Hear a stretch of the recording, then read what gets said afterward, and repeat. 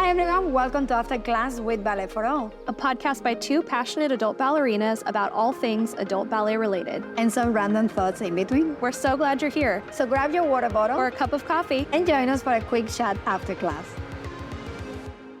Hi everyone, welcome back to another episode of the After Class podcast. Hello, Miss Elena, how are you? All good, thank you. What about you, Hannah? How are you doing today? Pretty good. I just got back from an hour and a half class, so I'm a little tired, but it was a really good class, so also feeling good. I feel like I get kind of a high off of a good class, I guess when they talk about like a runner's high, the dance high. So yeah, it was a good class. But I'm excited to do this episode this week. We are going to actually be answering the questions that we got from you guys over on social media about starting point training as an adult. So hopefully this is a fun episode for you guys to hear some of your questions get answered. Yeah, it will be a really good episode. I think a lot of you are trying to go on point. And sometimes the information that we find in the internet is a little bit misleading, and you might take the wrong decision just because you are not well informed. And this episode should be really good for you guys. Yeah, let's jump in then. One of the first questions we got, we're going to try to move in an order that makes sense. So starting with how much training should you have before you start going on point? So I'm going to kick this one over to you, Elena, as a teacher, because I think obviously the teacher perspective is really important here. Yeah, so there is no a specific amount of time. It all depends on how much work you put on, how strong your ankles are, if you have prior training or not. But I will say that at least a minimum of 6 months of systematic training on strengthening your ankles, your glutes, your hips. It is not just about your feet, but it's everything that connects to the turnout, to the releves. You're going to be raising all the way up on your toes. I will say at least 6 months of very systematic and intensive strengthening and stretching exercises for legs, ankles, and so on. Yeah, and that would be, I don't know if you would agree with this. I'm guessing you would, that's 6 months of not just like once a week. That's 6 months of probably a few days a week. Exactly. And that's considering that you're also doing your ballet lessons, which is going to be the other foundation that you need for that. It isn't just releves up and down and over one leg, and it isn't just about that. You need to be flexible, strong, but you need to have a good ballet foundation. So once you get on, let's say, a fifth position on point, it's very different to a fifth position on releves on flat, but still it connects to that technique. And it's knowing how to lift, how to rise up. So yeah, definitely connected to your weekly training. And I will say that at least 3 classes a week. That's what I would have assumed too, is at least 6 months. I think in some cases people might be surprised. They might have thought that it needs to be longer. Like for some people, they might think, oh, wow, that's a long time. And for some people, they might think, oh my gosh, I thought I would need to be dancing for like 10 years to go on point. So I think sometimes the misconception can go both directions. Like you don't have to be training like a prima ballerina for years to start doing point. So I think in some ways it is a little bit more accessible to adults than some people might think, but definitely, like you said, several months of consistent training and strengthening is going to set you up the best for success. Another question we got is about how uncomfortable is it really? Which I think it's hard because that's kind of it probably varies from person to person. Like I've heard people say like, oh, it's just like it hurts so bad. And from what I've heard, that if you're experiencing a lot of discomfort, you might need to look at your shoes and maybe changing your shoes, because it shouldn't really hurt that bad. But one thing I would say from like my own personal experience is I think that it was the most uncomfortable when you first start, and then it kind of progressively gets less uncomfortable. Do you think the same? Yeah, it's like when you buy a new pair of boots, leather boots, and you put them on and they're really tight and you're like, oh my God, how am I going to get in and out of these boots? Or maybe a pair of heels, right? You just put them on the first few times and you're walking on your tiptoes. You're like, oh my God, I can't do much here. But then eventually you just get used to how to walk on the heels. And with the point shoes, it's the same. And let's be realistic. In today's society, in today's life, they are not that hard anymore. Like you have so many good things on your points nowadays, like they are soft and they are cushy a little bit. And in the bottom of the box of the shoe, there's a little bit of cushion, and you have the toe spacers and you have the covers and the wraps. I didn't have all that. So I can't complain that it was painful, but you guys have so many new options that will allow you not to be on pain. They are uncomfortable and they feel a little bit tight around your toes, but it doesn't really hurt once you get the hang of it. Yeah, I agree. I think they are the most uncomfortable when it's a new pair because it takes a while to break them in. And then it is the most uncomfortable when you're first starting and your feet are just getting used to what it feels like, the sensation of the tightness. And then I think, too, it takes a while to kind of figure out your magic recipe of what goes on inside your shoes. You know, it was some trial and error for me of figuring out toe spacers, padding, lamb's wool. You have to kind of play around to find what works for you, because depending on the shape of your toes, like if you have shorter toes that are a little bit thicker, or you have like long, narrow toes, or like it's a whole trial and error process that there's not really like a one size fits all answer. You just have to kind of play around, but it shouldn't be really painful. Like I think that if you are in a ton of pain, there's something wrong. Exactly what you said, Hannah. It's a recipe. So try to put in, take off, and just see what works for you. And that kind of segues into our next question, which was about, is Pointe training expensive? And the reason I say it segues is because you do have to spend a little money when you're kind of figuring out, you know, which pair of shoes, because sometimes you might not, the first pair of shoes that you get fitted in might not be working for you. So you might have to get a different pair. You might have to order a couple different things as far as padding, spacers. So there is some money output, especially at the beginning when you're figuring those things out. And then as far as training, I think that, you know, that could depend on where you're living, and does the local studio offer Pointe classes? I know for me, where I live, I don't have in-person adult Pointe classes available. So I pay for private lessons with you, and that's how I'm able to get my training in. So I think that's fairly common. Unfortunately, I think it's pretty common that a lot of adults struggle to find adult beginner Pointe classes. And so you might need to find either an online option that's a group class or an online option for privates, which Miss Elena does offer. Low promo for a great price, honestly, for a great price. So that is potentially how you might have to do it. Obviously, I would definitely recommend to go to fittings. Don't just buy the Pointe shoes on Amazon. It's just gonna make you regret taking the decision of going on Pointes.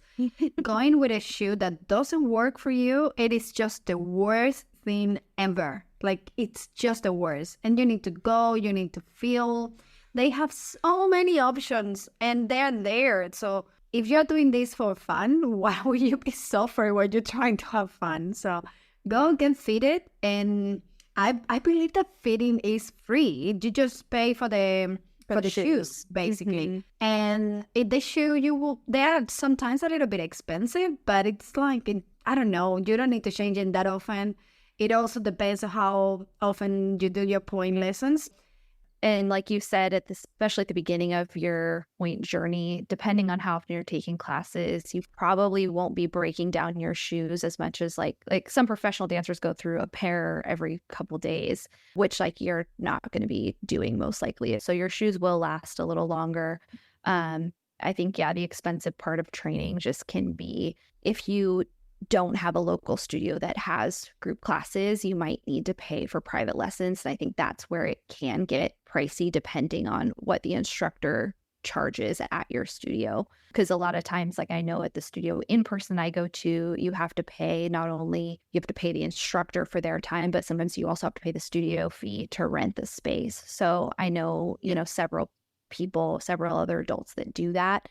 And that gets pricey, which is why I personally opt to do the online classes with you, because I can do them at home. And so I don't have to pay for studio rentals. So that's a way to keep the price down. If you're wanting to start Pointe training and you're concerned about the cost, that's a way to keep the cost down, is to do your training at home with an instructor online.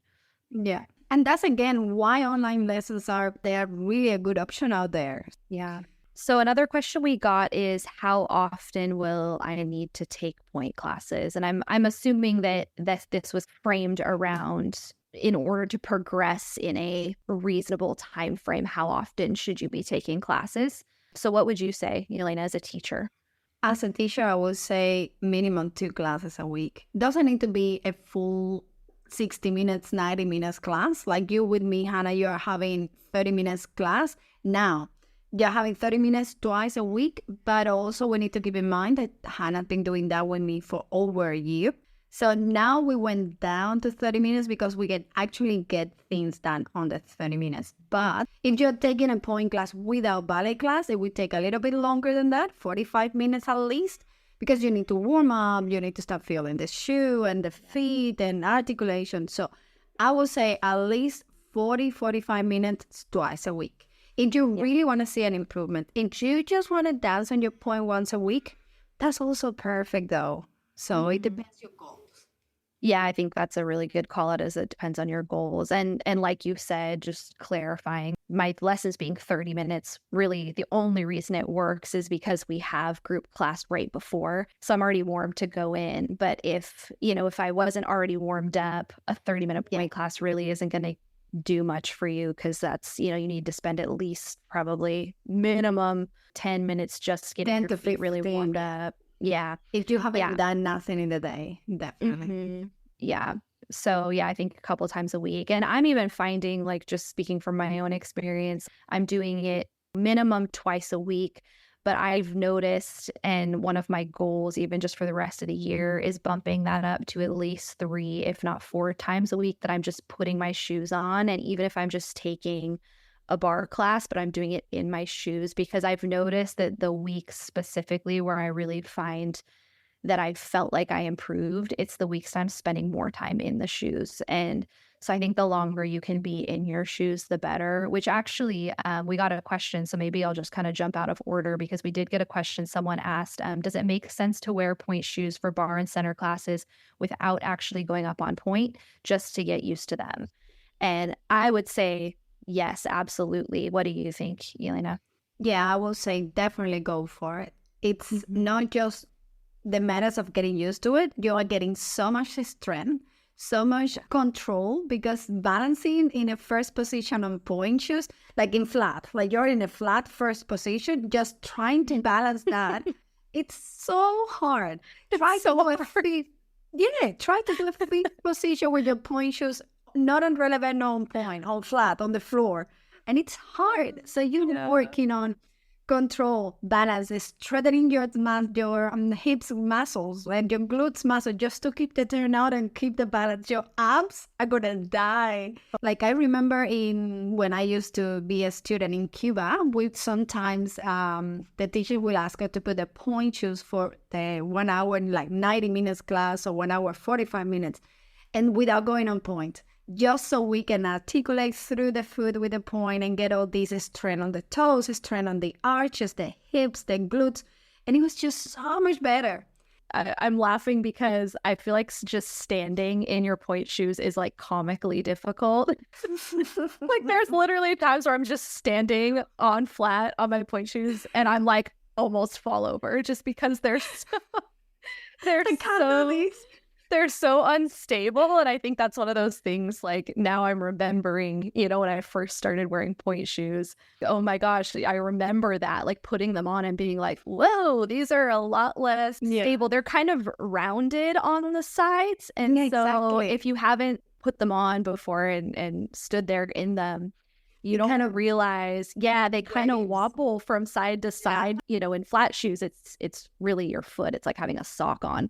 So you're really getting a lot of contact with the ground. But in a point shoe, it's a lot thicker. It's hard. And then the edges are rounded. So you get this like wobble effect. And so going back to the question, I think doing bar and center classes in your shoes, like great idea. It's so great, because you even just getting used to feeling what your shoes feel like when you're standing is part of the journey. Because I think with point, like, we focus so much, and it makes sense, but it's like when you think about getting point shoes, you're thinking of the goal being like being up on point.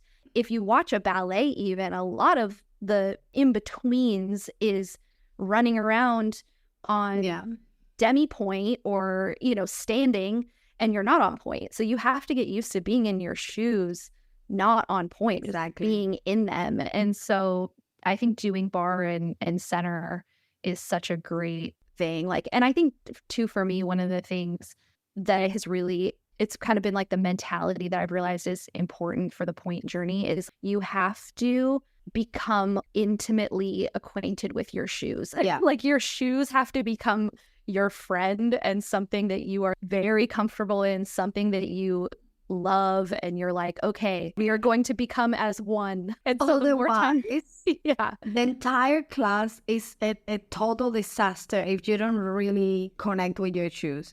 Because it can go from, oh my God, I'm finally doing it, I can feel it, or go from that to, what am I doing? This hurt, this is tight, this is uncomfortable, or what will this? And the most natural way, I have seen so many videos on YouTube how to braid your shoes.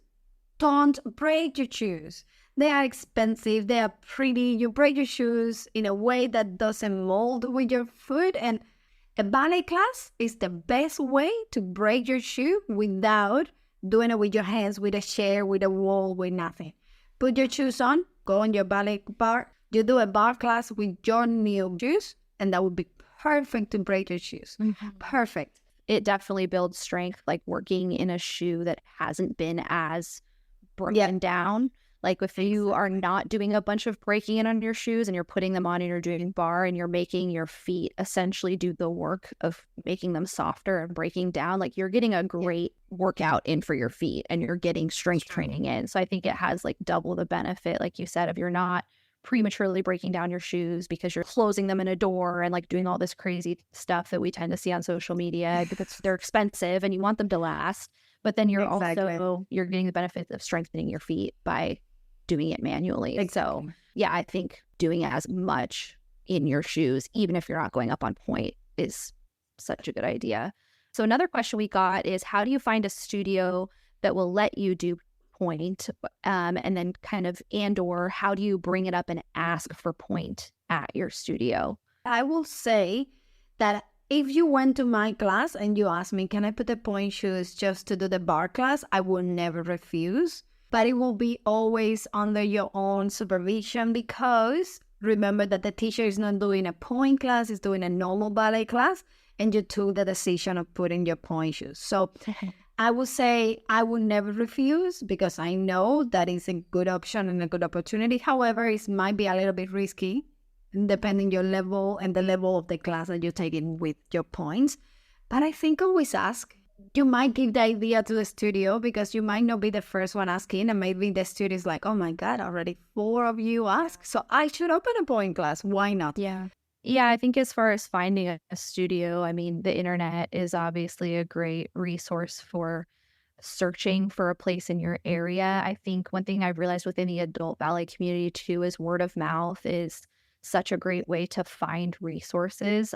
So if you are at a studio that doesn't currently offer point, asking other dancers in your class of like, hey, are you on point? Is there anywhere that you know of to go take classes? Like, I think that's another great way to find a studio. And then, like you said, I think asking, because sometimes studios don't offer classes because they don't think that people will want them. And so I think it's always good to ask. Like, I would just, obviously doing it respectfully of just like, hey, like, I'm just curious. I noticed there's not an adult point class on the schedule, but that's something I would be interested in. Do you happen to know if there's plans for that in the future? Or even sometimes I know studios appreciate if you kind of do the legwork for them of you've already asked around and come to them and say, hey, there's 5 of us that take the adult ballet class that are interested in a point class. Is that something that, since there's 5 of us, would you be interested in starting a class? So I think you really have to advocate for yourself as an adult dancer, because there does tend to be less resources for adults than there are for like kids programs. Children's programs or the teenagers programs, they tend to get more of the resources because the studios are geared towards helping them, maybe go to a professional career. And so a lot of times they'll definitely have point classes, but for the adults, they might not have them because they just don't think there's going to be the interest. But I think it's really important to just bring up the things that you want, because you don't know, like maybe they've had 4 or 5 other people over the last couple months ask about point classes. And then you ask and they're like, maybe there's enough interest to do this. But if they don't know that you want it, they wouldn't even know there is someone interested. Yeah. Yeah. So I think like letting your studio know you're interested and just asking questions. And then, yeah, like I said at the beginning of the episode, you know, if you can't find anything online is great. I mean, I've literally done my whole point journey with Yelena online. And so, and I'm starting to do turns, like we're progressing like through, like, I don't think there's been anything lacking in my experience because it's been online. So if you can't find something, you can do it that way too. That's true. But advocating, I love that. It is true that not many people are looking after the adults community. So it would be a good idea to start asking and putting the idea in someone else's mind. Like, yeah, we're here. We really want to give it a try to point classes or dancing a variation. So definitely ask for it. Yeah, ask for what you want. So the last question we got is it possible to go on Pointe if you are plus sized? I will say definitely yes. Pointe shoes for every size, for every foot, for everyone. So I will say there is not a reason why not. You just need to make sure, like everyone else, get very strong feet, get a good ballet foundation, and that will be the only thing stopping you from going on Pointe. Nothing else. That's, I think, the perfect answer, because it really is with Pointe. It's about strength and technique. And that's really the only things that matter. Weight doesn't matter. Age doesn't matter, because, it's a common question. We didn't specifically get asked this, but I know it's a common question of like, am I too old to go on Pointe? It's like the same thing with that question. It doesn't matter really anything else other than technique and strength. So like if you have the strength to sustain Pointe training, you're good to go. So absolutely. I hope this episode was helpful. That was all the questions we got. I think maybe in the future, we'll probably do another one of these. We'll do another Q&A to see if anyone has different questions or if any of our answers gave people an idea for a question they didn't think to ask. So we'll definitely do one of these in the future, but hopefully it was helpful. Yeah, I love that. It's a great idea. I love how the adult ballet community is growing, and I know you can all do it and find your goals and go for it. And it's so rewarding. I mean, it's hard. Like, I would never sugarcoat it for an adult, because I just think everything is a little bit harder when you're an adult, as far as, whether we're talking about flexibility or any of the facets of ballet. It is hard. But I think if it's something that you've dreamt of doing whole life, and it's something that you just like could never shake that desire to try it, I just say try it. Because like I don't know, I'm just one of those people where I'm like, I don't want to die and have things that I didn't do, that I always wanted to. And so I'm like, if you have this like burning desire to try Pointe, go for it, because that means you probably will have the passion, the motivation to push through the hard work. And if you want to take class with us, you definitely are more than welcome. Yeah, our classes are super fun. Well, thank you guys so much for tuning into this episode, and we will see you next week. Bye. Bye. Thank you for listening to After Class with Ballet for All. Join the community on YouTube and Instagram, or come dance with us, our weekly Zoom classes for adult ballerinas like you. Links included in the episode description. Special thank you to our sponsors. See you next time after class. Podcast produced by Mission Bridge Media.